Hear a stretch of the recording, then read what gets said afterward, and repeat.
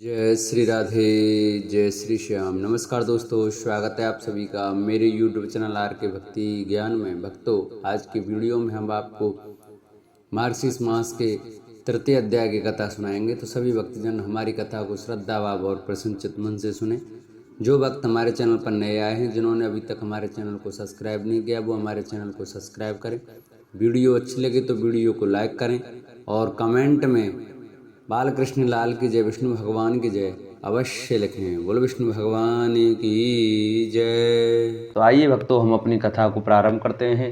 श्री गणेश जी को नमन करते हुए श्री सूत जी ने कहा, मैं उन माधव कृष्ण को नमस्कार करता हूँ जो देवकी के पुत्र हैं, समस्त लोकों के सुख के कारण हैं तथा सांसारिक सुख और मोक्ष के प्रदाता हैं, तथा जो अपने भक्तों से प्रेम करते हैं। श्वेत दीप में सुखपूर्वक बैठे हुए देवादिदेव भगवान राम के पति भगवान विष्णु को प्रणाम करके चतुर्मुख भगवान ब्रह्मा ने उनसे इस प्रकार पूछा। ब्रह्मा ने कहा, हे ऋषिकेश, हे जगत के रचयिता, हे देवों के स्वामी, जिनकी महिमा सुनना पुण्यप्रद है, हे सर्वज्ञ प्रभु, मुझसे जो पूछा जा रहा है उसे बताइए। आपने पहले कहा था कि मैं मासों में मार्गशीर्ष हूँ। मैं उस मास का महात्म संक्षेप में जानना चाहता हूँ। उस मास का स्वामी अधिष्ठाता कौन है? क्या दान दिया जाए? पवित्र स्नान कैसे किया जाए? उसकी विधि क्या है?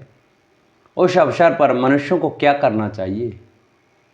हे राम, क्या खाना चाहिए? क्या बोलना चाहिए? पूजा, ध्यान, मंत्र आदि कौन कौन से कर्म करने चाहिए?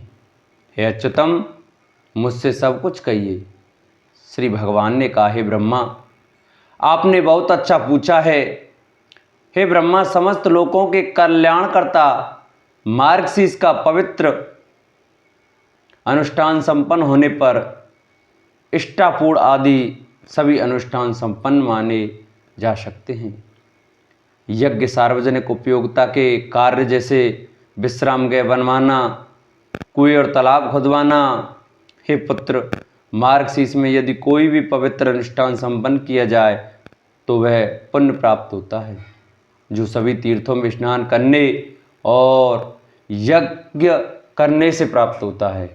हे पुत्र, मार्गशीर्ष महात्मा सुनने से वह लाभ प्राप्त होता है जो मनुष्य तुला, पुरुष आदि के दान से प्राप्त करता है। मैं कभी भी यज्ञ, वेदों के अध्ययन, दान आदि से संपूर्ण तीर्थों में स्नान करने से, त्याग से या योगाभ्यास से मनुष्यों द्वारा जीता नहीं गया हूँ। मार्गशीर्ष मास में स्नान, दान, पूजा, ध्यान, मौन व्रत, जप आदि से मैं अन्य मासों में भी उतना आसानी से नहीं जीता जा सकता जितना कि मार्गशीर्ष मास में। इस प्रकार एक रहस्य प्रकट हुआ। यह सोचकर कि यह मुझे प्राप्त करने का साधन है, देवताओं ने अन्य धर्म आदि की रचना की है और इस प्रकार मार्गशीर्ष की प्रभाव कार्तिका का को स्वर्ग के निवासियों देवताओं द्वारा एक सुरक्षित रहस्य बना दिया गया है। मार्गशीर्ष मास मुझे प्राप्त करने के लिए अनुकूल मास है। इस मास में मुझ पर श्रद्धा रखने वाले पुण्यवान मनुष्यों को अवश्य ही धार्मिक अनुष्ठान करने चाहिए। जो मनुष्य भारतवर्ष में मार्गशीर्ष मास में पुण्य कर्म नहीं करते, उन्हें पापी जानना चाहिए। वे कलयुग से मोहित हो गए हैं। हे प्रिय, माघ मास में जब सूर्य मकर राशि में रहता है तब मनुष्य को वह लाभ मिलता है जो 8 महीनों में मिलता है।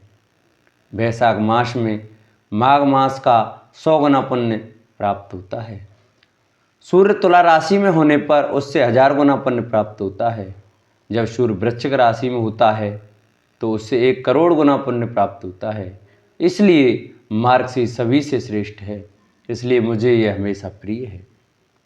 यदि कोई मनुष्य प्रातःकाल उठकर विधिवत पवित्र स्नान करता है तो हे वह मेरे पुत्र, मैं उस प्रकार प्रसन्न होती हूँ और उसे स्नान शरीर भी दे देती हूँ। इस संबंध में निम्नलिखित कथा कहते हैं, पुत्र इसे सुनो।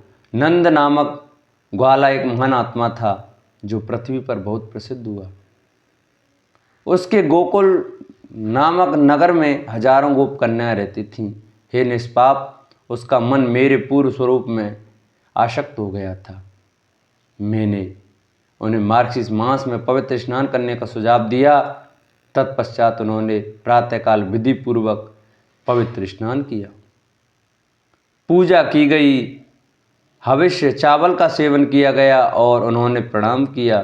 जब यह प्रक्रिया अपनाई गई तो मैं प्रसन्न हो गया। निश्चय ही मैंने प्रसन्न होकर उन्हें वरदान दिया। मैंने भी उन्हें अपना स्वरूप प्रदान किया। अतः मार्गशीर्ष में मनुष्यों को विधि पूर्वक अनुष्ठान करना चाहिए। बोलो विष्णु भगवान की जय। जिन भक्तों को हमारे मार्गशीर्ष मास महात्म्य की कथा अच्छी लगी हो, हमारी वीडियो अच्छी लगी हो, वो हमारी वीडियो को ज़्यादा से ज़्यादा शेयर कर चैनल को सब्सक्राइब करें।